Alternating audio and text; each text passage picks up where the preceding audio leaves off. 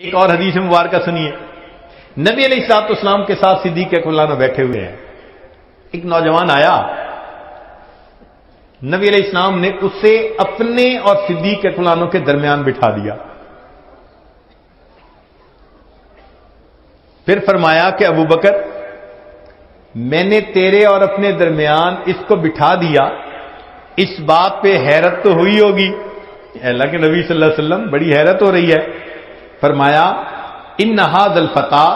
یصلی علی صلاۃ ما یصلیھا علی احد من امتی، میرا یہ نوجوان امتی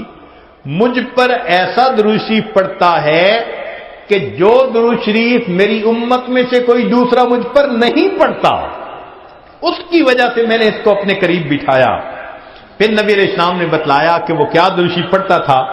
اللہم صلی علی محمد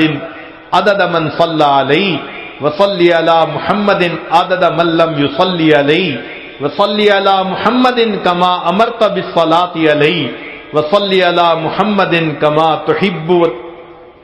ان یصلی علیہ وصلی علی محمد کما ینبغی ان یصلی علیہ۔ چنانچہ